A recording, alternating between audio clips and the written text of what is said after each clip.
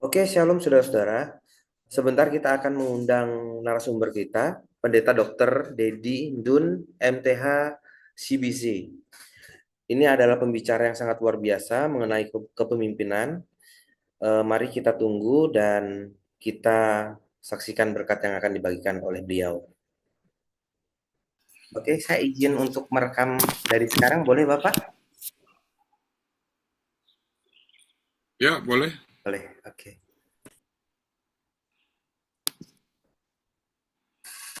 Oke, oke, shalom Bapak. Shalom, shalom. Ya, sehat Bapak? Puji Tuhan, sehat. Haleluya. Oke Bapak, sebelumnya perkenalkan dulu, kami mahasiswa STI. Kebetulan kami Mhm. mendapatkan tugas dari Bapak Edmond, dosen kita, untuk melakukan wawancara ke Bapak. Nah, sebelumnya kami Ya, sempat meriset sedikit tentang Bapak di internet, di Google, dan di beberapa platform.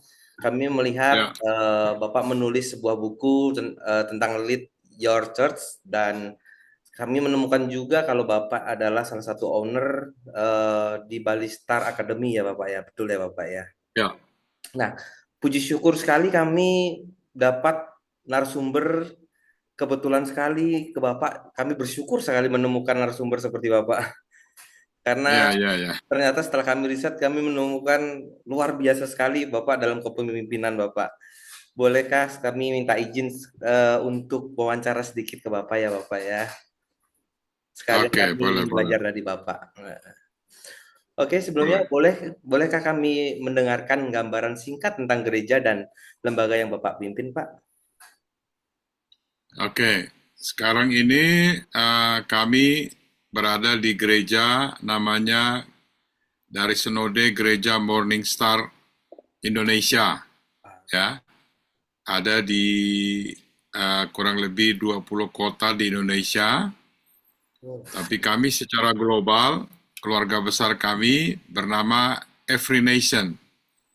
Jadi sebuah organisasi besar, itu gereja-gereja global di dunia, namanya Every Nation, dan tergabung ada kurang lebih di 80 negara.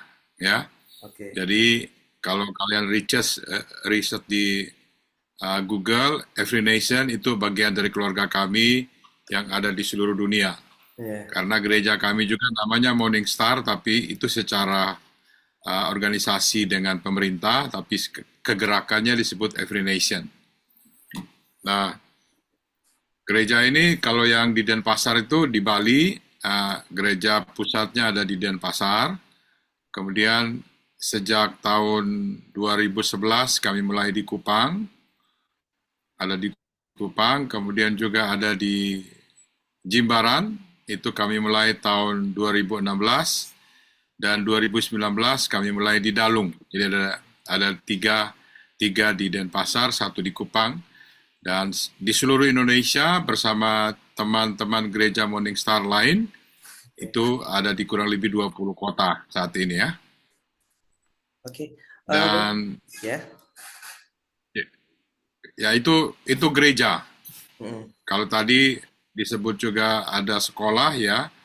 Sekolah itu kami mulai tahun 2006. Itu sekolah dengan berbasis bahasa Inggris ya. ya. Kemudian dari TK, SD, SMP, sekarang sampai SMA, ada di Denpasar, kemudian ada di Sumba Barat, dan juga ada di Kupang. Kupang Star Academy, Sumba Star Academy, Bali Star Academy, begitu. Oh, luar biasa sekali Bapak ya. Bapak, boleh nggak kami tahu bagaimana awal Bapak memulai mendirikan gereja dan sekolah ini? Awalnya seperti apa Bapak? Kenapa tiba-tiba Bapak membuat pelayanan sekolah ini juga? Oke, jadi gereja Morning Star ini dimulai sebenarnya ada orang Amerika namanya Eric Dooley. Kemudian tahun 89 itu ada seorang pengusaha juga dari Jakarta yang sekeluarganya pindah di sini. Dan waktu mulai gereja ini, saya bersama beberapa teman kami bertobat dan bergabung dengan gereja ini. Ya, Kemudian setelah 2 tahun, orang Amerikanya pergi ke Singapura dan Vietnam dan seterusnya, kan dia keliling dunia menanam gereja. Nah, kemudian saya membantu gembala yang pada waktu itu namanya almarhum Pastor Robert Wenas. Saya bersama beliau, saya membantu beliau untuk memimpin gereja ini. Dan tahun 99, gembala saya meninggal, nah saya menggantikan beliau tahun 89. Oke, berarti Bapak Gitu. memimpin dari tahun 89 ya Bapak ya? Tahun 89 saya baru bertobat, kemudian menjadi wakil gembala. Kemudian dari 89, 10 tahun kemudian saya mengembalakan gereja ini. Begitu. Oke, berarti dari tahun 99. 99 ya Bapak ya? Ya. Kalau untuk sekolahnya itu Bapak memimpin dari kapan Bapak? Ya, sekolah itu mulai tahun 2006. Setelah saya dapat visi atau filosofi mengenai pendidikan, pasti kalian sudah sering baca itu di Ulangan 6 Ya. ayat 4 sampai 9. Yang isinya, dengarlah hai Israel, yaitu Tuhan itu Esa, Allah itu Esa, ya. Kemudian kasihilah Tuhan Allahmu dengan segenap hati. Kemudian ketiga, patuhilah atau taatilah, baru ajarkan anak-anakmu. Jadi ada Tuhan, komitmen mengasihi Tuhan, taat mengajarkan anak-anakmu berulang-ulang. Jadi konsep itu yang kami pakai untuk membangun sebuah pendidikan. Itu namanya Bali Star Academy tahun 2006. Jadi setelah dapat visi itu atau filosofi itu, saya yakin sekali bahwa inilah konsep pendidikan yang sebenarnya dari Alkitab. Begitu mulai lahirnya sekolah Bali Star Academy. Oke. Berarti sudah Begitu. puluhan tahun Bapak memimpin di lembaga ini dan gereja ya Bapak ya. Boleh nggak kami Ya. membagikan kepada kami rahasia keberhasilan Bapak dalam memimpin organisasi yang Bapak pimpin saat ini? Karena kami ingin belajar dari Bapak yang sudah lama memimpin sebuah organisasi dan gereja ini, Bapak. Oke. Yang pasti pertama, waktu saya baru bertobat, saya duduk mendengarkan pengajaran. Saya rajin sekali ikut pengajaran ya, dasar-dasar kitab dan sebagainya. Saya ingat satu momen dalam hati saya, itu momen pertemuan dengan Roh Kudus ya, sepertinya dia bilang begini, saya kepengen atau juga Tuhan bicara ke saya pengen jadi gembala sidang. Saya pengen mengembalakan jemaat. Itu satu momen yang saya dapatkan dari Tuhan.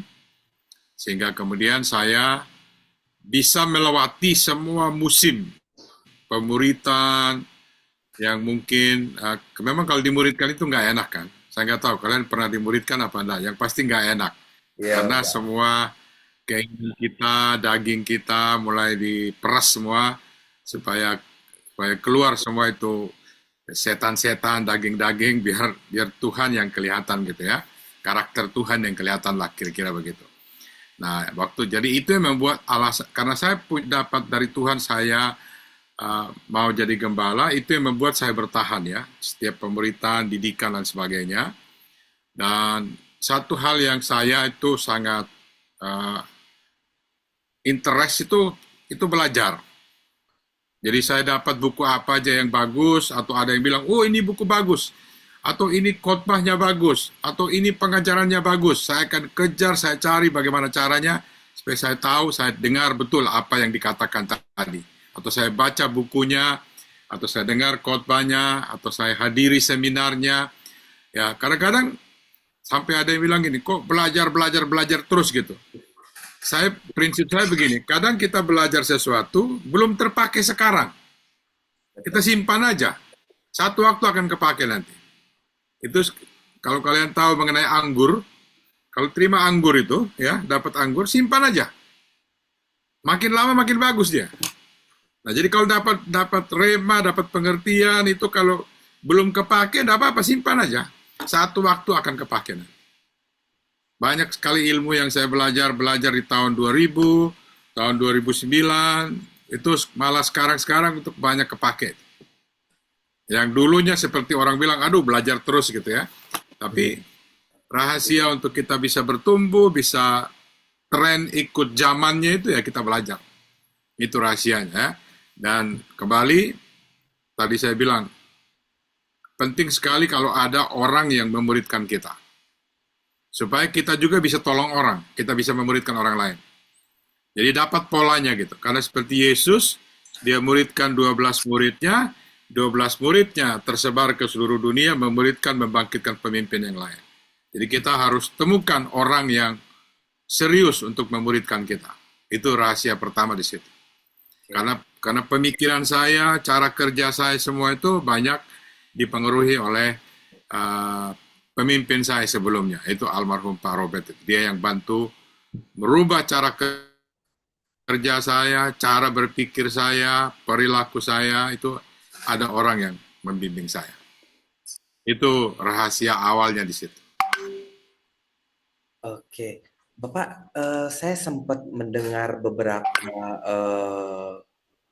seminar-seminar Bapak yang beredar di YouTube. Saya penasaran dengan kata-kata Bapak, true leader don't create followers, they create more leader. Bapak boleh menjelaskan Ya. tentang itu, Bapak? Jadi gini, jadi kita bukan, kalau orang ikut kita saja, mereka jadi pengikut, itu bukan apa ya, bukan itu yang Tuhan mau sebetulnya. Karena Tuhan Yesus sendiri, dia mengajak murid-muridnya, memang ada pengikut dia, banyak ribuan orang ikut dia, tapi dia ya hanya khotbah kemudian selesai, tapi yang dia fokus itu adalah murid-muridnya. Jadi seorang pemimpin yang sesungguhnya itu dia membangkitkan pemimpin juga, bukan membangkitkan pengikut. Karena pengikut itu tidak punya komitmen. Mereka hanya kapak yang mereka suka, mereka ikut. Kalau sudah tidak suka, mereka pergi. Gitu. Tapi kalau murid atau pemimpin, mereka akan menghidupi kehidupan yang kita investasikan dalam mereka. Itu yang harus menjadi kita punya kita punya moto ya, bangkitkan pemimpin. Karena umur kita ini gereja lebih lama dari kita. Jadi kalau kita sebagai pemimpin gereja, kita dipanggil Tuhan, bagaimana gereja selanjutnya? Nah, berarti harus ada pemimpin yang punya nilai, punya antusias, punya pemikiran seperti kita yang akan melanjutkan itu. Itu pentingnya membangkitkan pemimpin. Oke, Bapak boleh nggak kasih kita tips bagaimana cara mengatasi hambatan-hambatan selama menjadi pemimpin, Bapak? Ya, kalau yang paling saya belajar sampai saat ini, pertama bahwa kita tuh semua orang tuh punya free will ya. Mereka punya kehendak bebas yang mereka bisa lakukan apa saja yang mereka pandang baik. Nah, perlunya jadi gini, siapapun orang sebenarnya dia butuh pemimpin. Dia butuh orang, atau lebih dikenal lebih sekarang tuh dia butuh seorang bapak untuk membapai mereka. Kalau seorang yang tidak punya bapak, ya kalau misalnya dia masih kecil, bapak jasmaninya meninggal atau dipanggil Tuhan atau pergi atau bagaimana ya, it's okay. Tapi Tuhan punya cadangan gitu, itu gereja. Jadi kita punya keluarga jasmani, kita punya keluarga gereja. Nah, make sure kita pastikan bahwa sekalipun kita nggak dapat pembapaan di rumah kita, waktu kita masuk gereja, kita harus dapat orang yang bisa membapai kita. Itu rahasianya. Nah, waktu kita dibapai, maka kita akan bisa menghadapi orang-orang yang bersama kita yang mungkin tidak menghormati kita, tidak percaya sama kita, tidak taat sama kita, tapi kita sudah punya pengalaman dibapai. Maka orang-orang seperti itu yang kita ditantang untuk membapai mereka.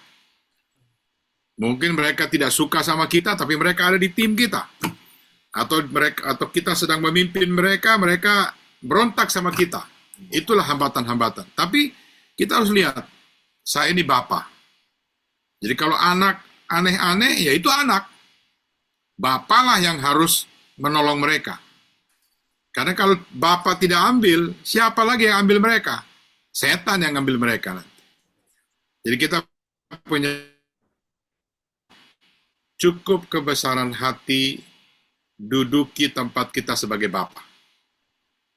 Itu rahasianya kita bisa bertahan di semua musim. Ya, seperti bapak anak yang hilang itu kan. Kurang apa? Kurang ajarnya anak itu. Gitu. Iya, betul. Tapi waktu dia kembali, bapaknya nunggu dia. Karena kalau bapaknya nggak nunggu dia, siapa lagi bisa mempapai dia? Berarti dia akan binasa, dimakan sama iblis. Kan? Nah, begitu banyak orang-orang sekitar kita, orang-orang yang tidak dibimbing, tidak disayang, orang-orang yang tertolak, orang kepahitan, orang-orang yang piatu barangkali, itu banyak sekali di sekitar kita. Mereka perlu Bapa. Jadi rahasianya kalau kamu tanya bisa bertahan menghadapi semua itu jadi Bapa. Ya. Bahkan Paulus bilang, saya menjadi bapa dan ibu bagi kamu untuk merawat kamu gitu. Begitu. Berarti kuncinya memiliki hati sebagai bapak ya, Bapak ya. Ya. Oke. Bapak, tapi ya kita bisa menjadi bapak. Ya. Kita bisa menjadi bapak waktu kita pernah dibapai. Betul. Jadi kalian kalau sekarang masih kuliah atau belum ada orang yang mementor, membimbing, doakan Tuhan pertemukan saya dengan seorang bapak, seorang mentor untuk membapai saya sehingga saya bisa menjadi bapak juga bagi generasi berikutnya. Amin Bapak, amin. Itu rahasianya. Amin Bapak.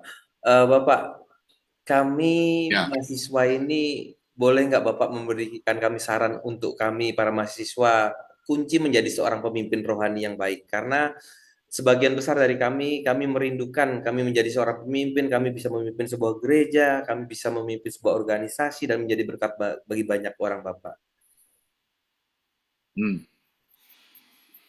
Ya, ada banyak sebetulnya, tapi saya kasih 3 yang prinsip ya. Pertama, yang perlu kita bangun dalam hidup kita, itu integritas. Integritas artinya gini, apa yang saya ngomong, apa yang saya pikirkan, apa yang saya lakukan, itu sama. Gitu.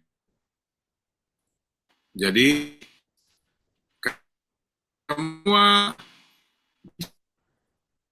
pelayanan, semua kepemimpinan itu bisa berjalan bagus, itu adalah trust, kepercayaan. Orang percaya sama kita. Jadi perkataan kita itu dengan tingkah laku kita dan pikiran kita itu sama. Kita jangan bermuka dua, kita jangan munafik, kita jangan atau hipokrit itu ya. Kita jaga itu integritas terhadap semua. Waktu kita dipercayakan apa saja, kita bilang yes, ya buat yang terbaik. Apa saja. Itu paling penting ya. Bahkan kalau kamu lihat orang-orang yang diberkati, pelayanannya, pekerjaannya, kalau bicara soal integritas, mereka pasti menyetujui itu. Karena integritas itu, Tuhan bisa percayakan kepada kita hal-hal yang Dia mau lewat hidup kita untuk memberkati generasi. Itu pertama ya, integritas. Jadi perkataan, tindakan, dan pikiran itu sama. Ya. Kemudian kedua yang perlu kita bangun dalam hidup kita harus berani. Berani dalam artian ini, buat keputusan itu penting. Sekalipun kita salah, tapi kalau kita sudah berdoa dan yakin itu, buatlah keputusan. Jangan ngambang. Karena kalau kita ngambang itu kita bisa kehilangan kesempatan. Seperti Petrus ya. Waktu mereka di tengah laut itu, tengah danau itu yang kencang angin, badai semua, tiba-tiba Yesus muncul. Yesus bilang sama dia, kemarilah. Jadi dia harus buat keputusan mengikuti panggilan Tuhan gitu. Walaupun dia hampir tenggelam, tapi dia sudah lebih baik dari murid-murid yang lain. Karena dia melangkah. Ya, dia berjalan, kemudian waktu dalam perjalanan, dia kehilangan fokus. Dia bukan fokus pada Yesus, dia fokus pada angin sepoi-sepoi. Akhirnya dia hampir tenggelam. Tapi karena keberanian dan keputusan yang dia buat itu, dan dia percaya sama yang bicara, maka waktu dia hampir tenggelam, Tuhan menolong dia. Jadi beranilah buat keputusan. Gini, waktu kesempatan datang itu, jangan jadi orang bimbang. Kalau masih bimbang, tanya Tuhan. Tanya Roh Kudus. Roh Kudus pasti berikan satu konviksi. Ya, karena keputusan-keputusan itu yang membuat langkah kita maju. Ya, jadi langkah kita ke depan tuh maju. Jadi dan jangan takut salah, tapi bukan juga sembarangan buat keputusan. Berdoa sungguh-sungguh dengan hikmat yang sudah kita, misalnya kita rajin baca Alkitab ya. Saya itu paling sering hampir setiap hari saya baca itu Amsal sesuai tanggal. Hari ini kan tanggal 21, saya sudah baca Amsal 21. Tanggal 22 baca Amsal 22. Tanggal 1 baca Amsal 1. Terus muter aja. Karena di situ tuh wisdom tuh di situ. Jadi sehingga kita buat keputusan itu paling tidak berdasarkan pengertian dan wisdom yang kita punya dan konviksi dari Roh Kudus atau damai sejahtera dari Roh Kudus. Jadi beranilah ya, courage itu atau berani untuk melangkah dan buat keputusan ya. Kemudian yang ketiga, teruslah bertumbuh. Nah, kita gini, ada seorang rasul yang pernah saya dengar waktu itu dia berusia sekitar 75 tahun. Jadi dia khotbah bagus, dia mimpin gereja bagus. Waktu itu kami tanya sama dia, itu Bapak kalau khotbah atau ngajar atau apa saja itu berapa persen yang Bapak sungguh-sungguh dapat dari Tuhan gitu, langsung dari Tuhan? Dia bilang begini, yang saya dapat dari Tuhan itu cuma 5%. Sisanya itu dari orang dan buku-buku yang saya baca. Dari seminar, dari ini. Jadi Tuhan kasih orang-orang sekeliling kita buat kita belajar dari mereka. Ya, baca buku-buku ya, dengan khotbah dengan sungguh-sungguh, terus ada kesempatan seminar, jangan malas, datang aja ke sana. Mungkin bilang, waduh, capek hari ini dah. Kalau capek itu kan tergantung perkataan kita aja. Kita misalnya pas jam 6 sore, aduh capek ya, kita capek lah. Tapi saya pasti bisa, saya mau ikut seminar gitu lah. Pasti kita dapat sesuatu di situ. Ya, jadi dan kadang-kadang yang kita belajar seperti kok belum berfungsi ya, belum kepake, tidak apa-apa. Simpan aja seperti anggur. Anggur tuh makin lama makin bagus dia. Ya, jadi nasihat saya, bangun integritas dalam hidup. Kalau kamu sudah bilang, oke, saya akan datang. Betul datang, jangan sampai nggak datang. Ya, kalau kamu bilang, oh saya lakukan ini, betul lakukan. Kemudian berani membuat keputusan. Yang ketiga, teruslah bertumbuh. Karena kalau kita bertumbuh, maka orang yang kita pimpin juga ikut bertumbuh. Tapi kalau kita misalnya di angka 9, kita berhenti di situ, ya mereka cuma sampai angka 7 atau 8 aja. Tapi kalau kita naik ke 10, mereka bisa naik ke 9. Terus begitu. Atau kalau misalnya kita cuma 4, ya mereka cuma 3 berarti. Jadi terus naikkan pertumbuhan kita. Dan apalagi sekarang kan, teknologinya udah canggih banget ini. Kalian buka Google, buka ChatGPT, buka segala macam tuh dapat semua pengetahuan. Mau cari apa aja. Cari Tuhan dimanapun, ChatGPT bisa kasih jawaban. Begitu teman-teman ya. Ya. Oke Bapak, terima kasih banyak Bapak atas waktunya, atas kesempatannya, dan teman-teman kita ini mendapatkan narasumber yang luar biasa dan kita mendapat banyak berkat dari Bapak Dr. Dedindun. Teman-teman jika ada yang mau ditanyakan ke Bapak Dr. Dedindun, silakan. Ada? Ya, ada Erwin Pascalis, Ergumilar, Soleman Katanga. Oh, pasti orang Sumba ini Soleman.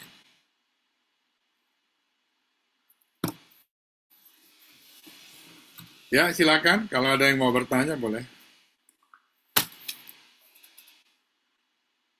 Apa sinyalnya kurang bagus? Gerak. Ya, baik. Salam Bapak, salam semuanya. Saya izin bertanya Bapak, kunci menjadi seorang Oke, pemimpin yang berhasil itu apa ya Pak?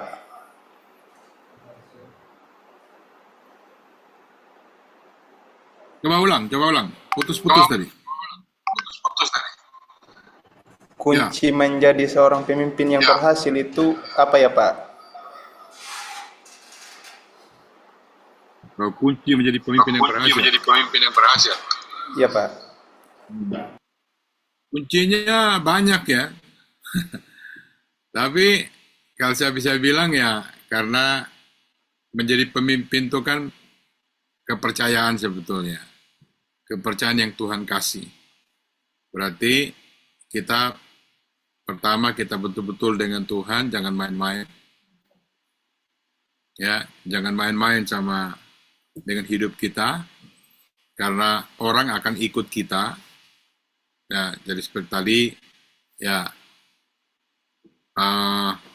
pertama tadi integritas, berani buat keputusan, kemudian ketiga adalah bertumbuh. Ya, kalau saya bilang itu sih kunci daripada keberhasilan seorang pemimpin.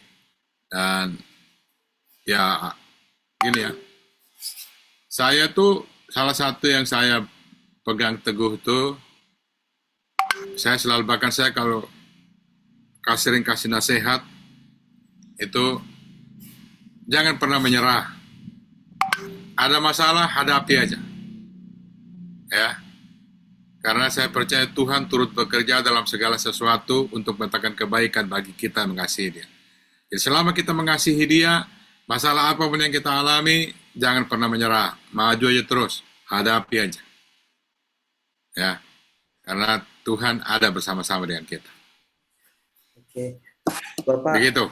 terima kasih banyak Bapak atas berkat yang Ya, diberikan kepada kami dan kesempatan yang luar biasa ini. Kami mendengarkan berkat yang sangat besar ini Bapak. Ini bukan bukan ilmu yang ya. murah sebenarnya. Terima kasih banyak Bapak. Bapak, Aha. mohon maaf Ya, ini agak merepotkan sedikit Bapak. Boleh tidak kami para mahasiswa ini minta doa dari Bapak sebelum mengakhiri Zoom malam ini Bapak? oke. Saya foto dulu ya. Ya, boleh Bapak. Oke, senyum semua ya. 1, 2, 3. Ya. Oke, saya berdoa ya. Bapa, dalam nama Yesus, saya bersyukur untuk, oh kenapa nih? Tunggu, tunggu.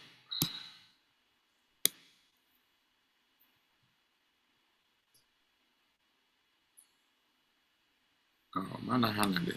Boleh Bapak? Mana Zoom? Oke, kita berdoa ya.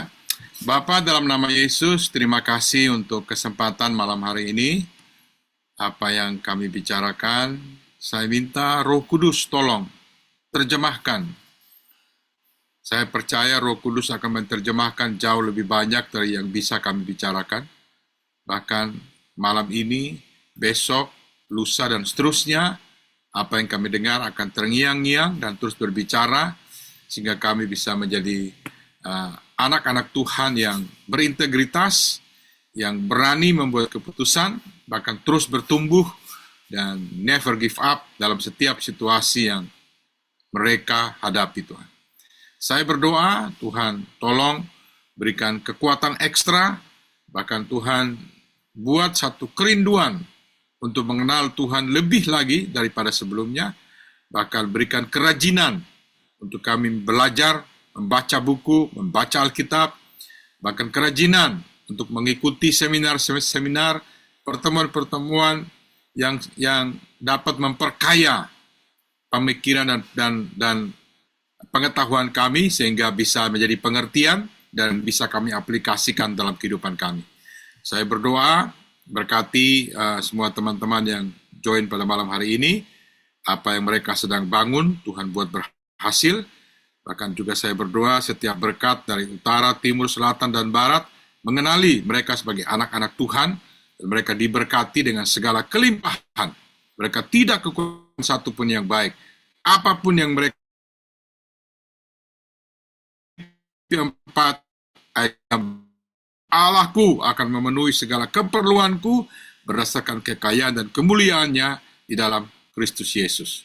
Di dalam nama Tuhan Yesus, saya mengucap syukur dan berdoa untuk Michael, untuk Soleman, untuk Erwin, untuk Gumelar, bahkan teman-teman yang lain yang tidak nampak sini, Tuhan berkati mereka semua. Di dalam nama Tuhan Yesus, saya berdoa. Amin.